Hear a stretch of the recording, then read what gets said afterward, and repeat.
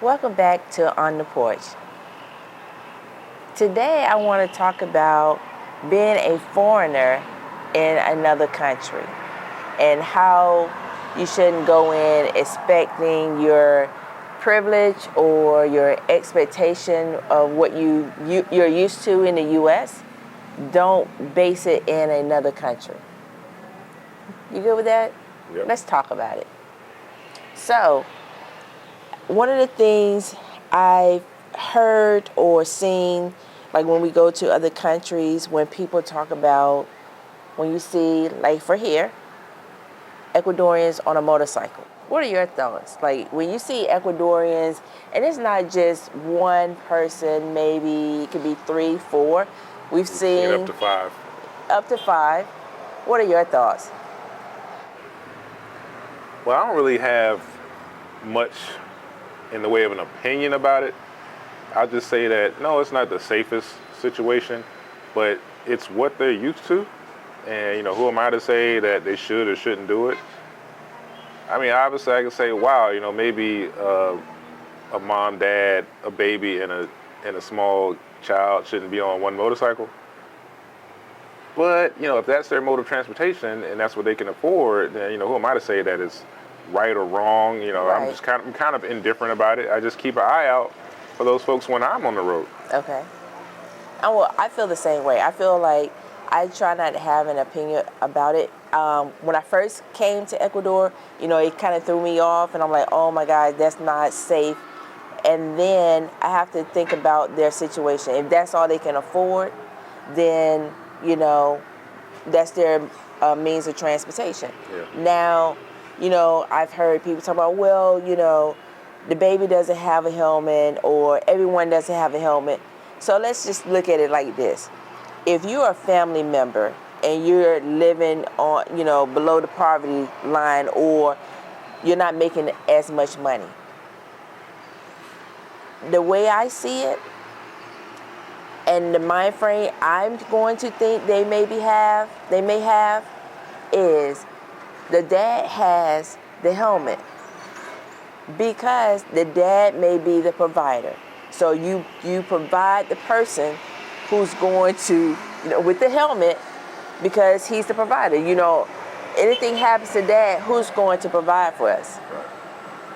Right. That may be their level of thinking or the way they think. Dad may be the one who needs to wear the helmet because if something happens to dad, everyone suffers. Right. Yeah. And I'm not saying that you want to put you don't care for your child, but if you're putting a helmet on a child, you lose a child, and you can have another kid. I don't want to say it that way. Yeah. I mean, it's kind of true. I will say that it's not every situation that we see, like Right. the dad has a helmet and the family doesn't. Sometimes they all do. Sometimes none of them do. None of them do, but Yeah, it all kind of just goes into, what they can afford, what they're used to. The helmets aren't free. no, they're not. They're not really inexpensive. Yeah. What are your thoughts on when you hear people talk about going to a restaurant? Because here we don't have a lot of American-style restaurants, and I wouldn't And we expect shouldn't, it. yeah. But I'm just saying, like, should you go in expecting to get a fatty hamburger? No, in those cases, I think that it's really, you may or may not expect it, but if you're accustomed to having a certain thing in the country you live your whole life, and you see the same thing on the menu in another country, you're expecting the same thing when it may not be. Right.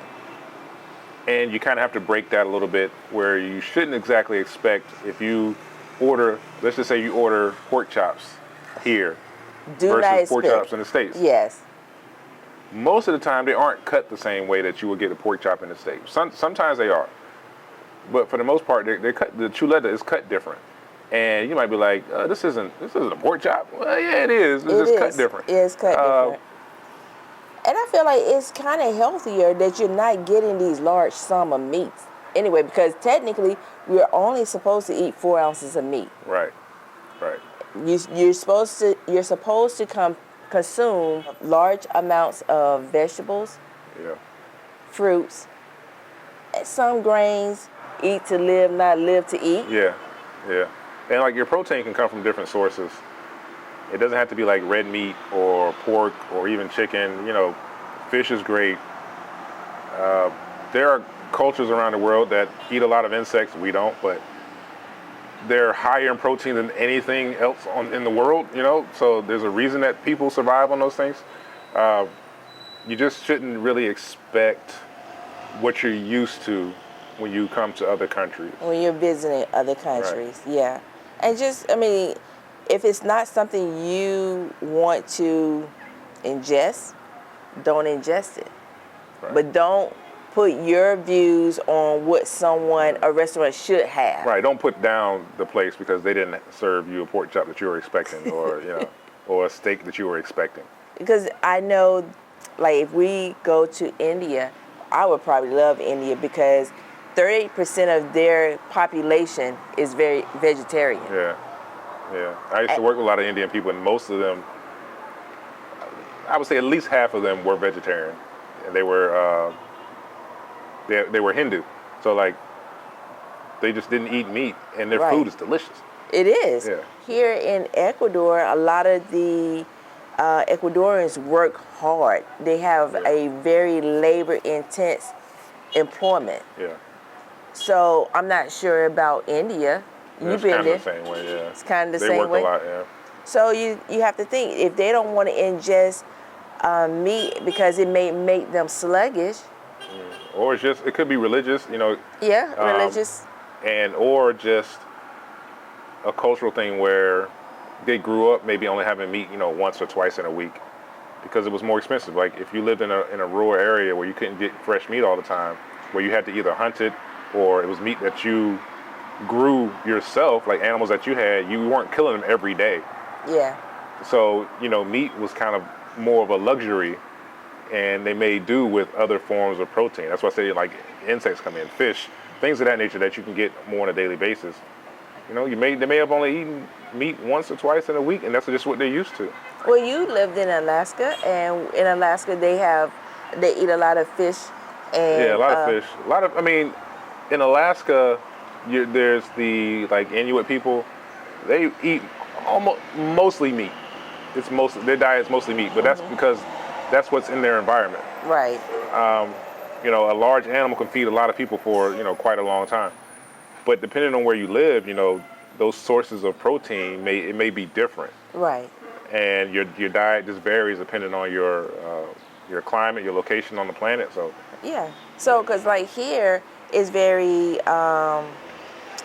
it's not humid, but it is, but it isn't. yeah, it's like There's a lot of got- humidity in the air, but it's not sticky. Yeah, it's Yeah. not that type of. But it just, you know, like we say, Ecuadorians here, it's a very carb-friendly country, same as Puerto Rico. Yeah, a lot of carbs. A lot of carbs. Like we really didn't find any type of vegetables on our Yeah, plate. yeah, We got like a piece of lettuce and tomato. Like in Puerto Rico or here? Puerto Rico. Yeah, Puerto Rico's.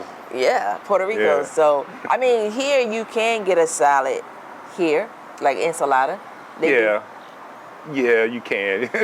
It's not, if you order a dish and it's supposed to come with like a side of salad, it's really just like a taste of salad. You know, But there's like a few things. But if you order a salad, you get a salad. You can get a salad. Oh, yeah. Yes, and that's what I mean. So it's like that option is there, and then, you know, you just have to understand what it is that you need for your body. Yeah. Like for us, I try to make sure we eat a lot of vegetables, we eat a lot of fruit, natural fruit, because, you know, as we stated before in our video, we gained some weight. And we're trying to actually trim down, Yeah. and it's very hard. Yeah, because all the carbs and mainly all the carbs. Even though I work out a lot, so LaShawn works out pretty regular.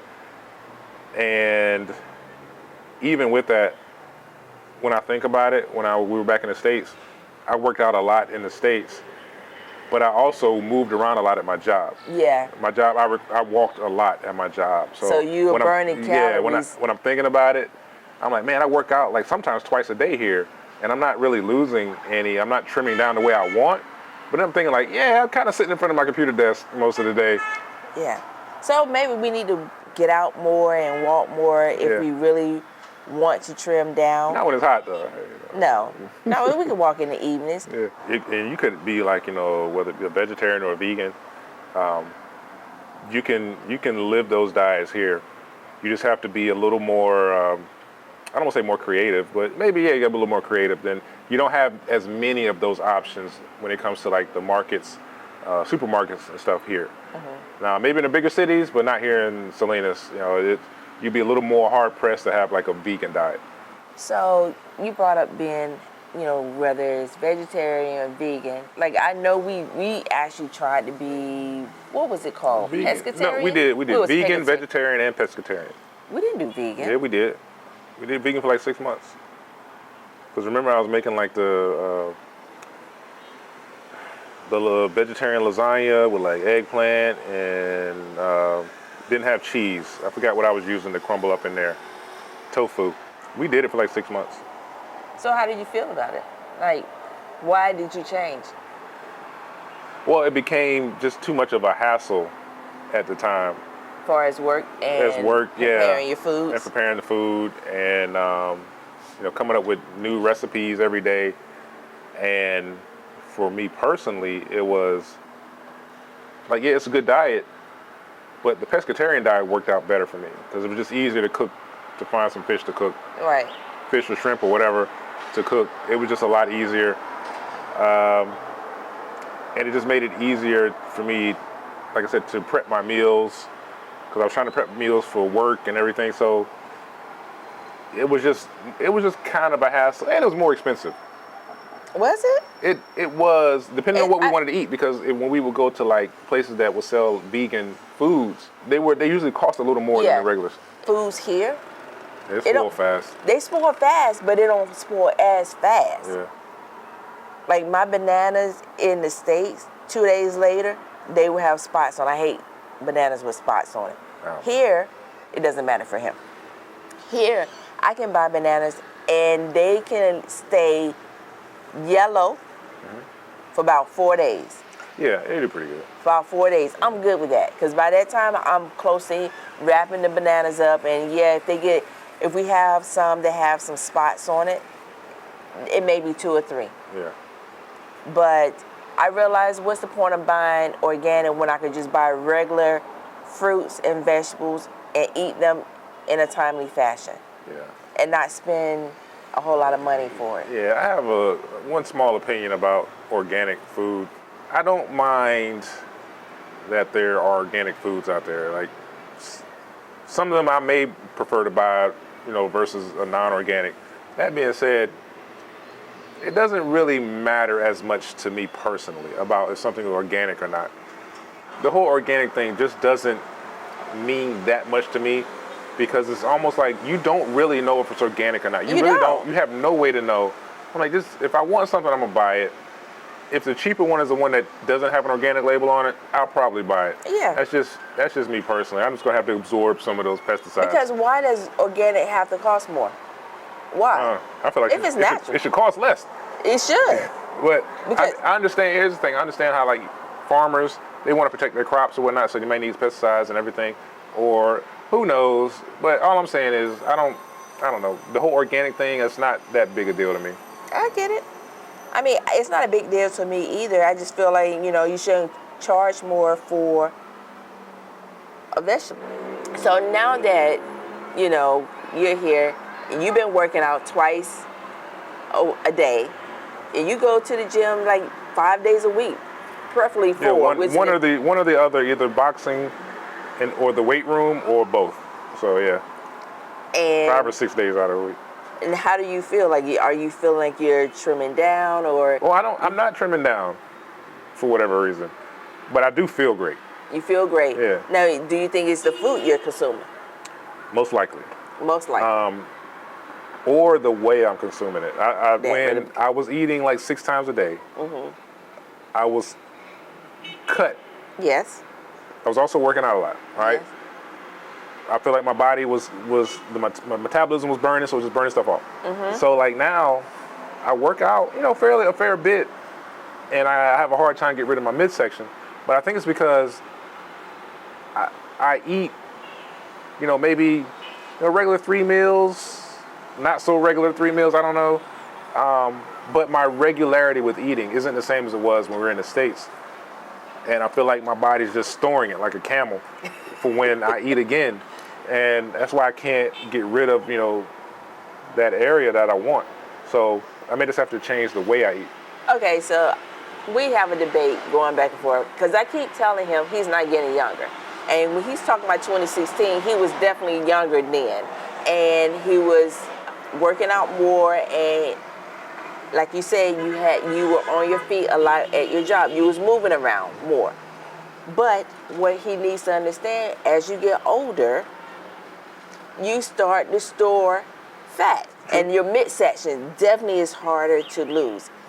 Okay, so if you're eating 3 times a day and you're eating in the morning, you're eating afternoon, you're eating a meal. And I really, most mornings I don't eat until after I come back from like boxing, whatever. So it might be like noon, Okay. 12:30 that I eat. Okay, so you're eating 2 meals. So you go from 3 meals to 2 meals. So how is that bad? Because it's not what my body's used to. I'm used to like eating, because you think about So you feel like if you ate 6 meals a day, that would help 5 you? or 6, yeah. If they were small, yeah. I absolutely believe it. Okay, so we're going to document this right now. He's going to start eating 6 meals a day, small meals, and we're going to see if he lose weight within a month. Give you 30 days. Okay. So we're going to come back here in 30 days and see where he is. I'm not we're sure not what going it to say is. what your weight is, but we'll know if he lost or he gained if he eats 6 meals a day. Are we going to lose weight or are we going to gain weight? Until next time, join us on the porch.